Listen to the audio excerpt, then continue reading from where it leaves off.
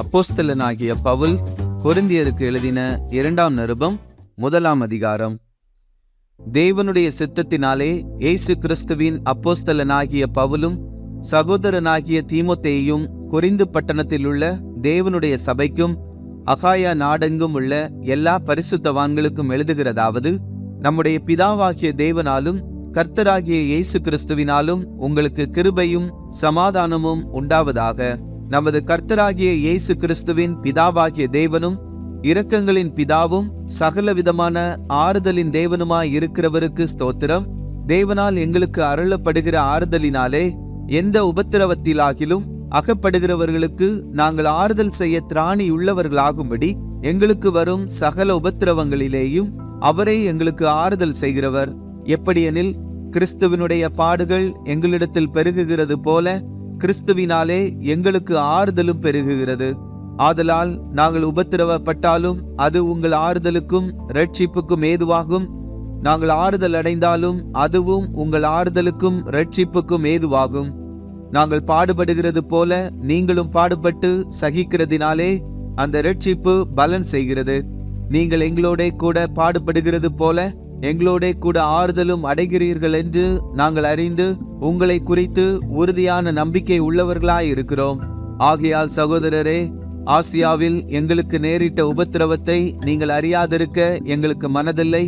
என்னவெனில், பிழைப்போம் என்கிற நம்பிக்கை அற்றுப்போகத்தக்கதாக எங்கள் பலத்திற்கு மிஞ்சின அதிக பாரமான வருத்தம் எங்களுக்கு உண்டாயிற்று.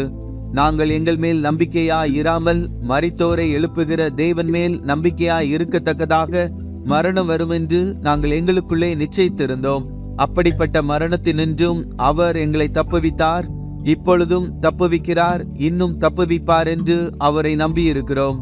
அநேகர் மூலமாய் எங்களுக்கு உண்டான தயவுக்காக அநேகரால் எங்கள் நிமித்தம் ஸ்தோத்திரங்கள் செலுத்தப்படும் பொருட்டு நீங்களும் விண்ணப்பத்தினால் எங்களுக்கு உதவி செய்யுங்கள்.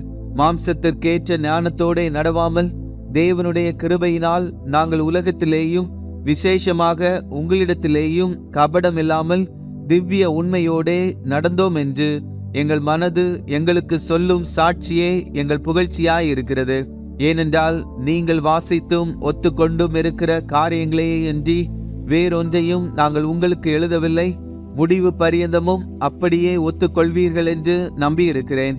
கர்த்தராகிய இயேசுவினுடைய நாளிலே நீங்கள் எங்களுக்கு புகழ்ச்சியாய் இருப்பது போல நாங்களும் உங்களுக்கு புகழ்ச்சியாய் இருக்கிறதை ஒருவாறு ஒத்துக்கொண்டிருக்கிறீர்களே.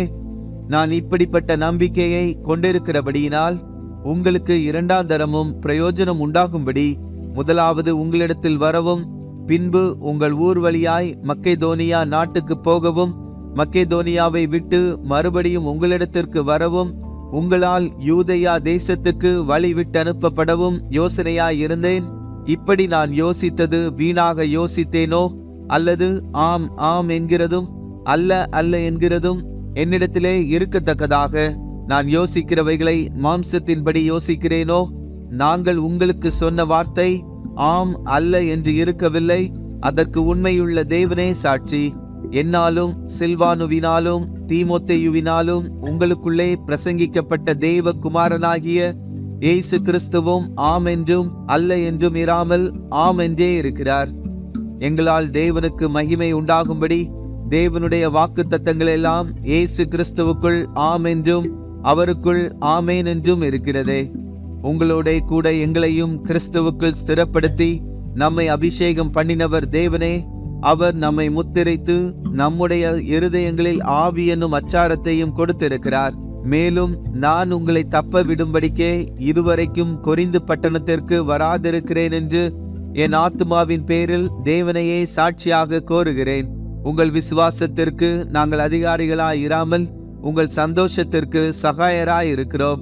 விசுவாசத்தினாலே நிலை நிற்கிறீர்களே.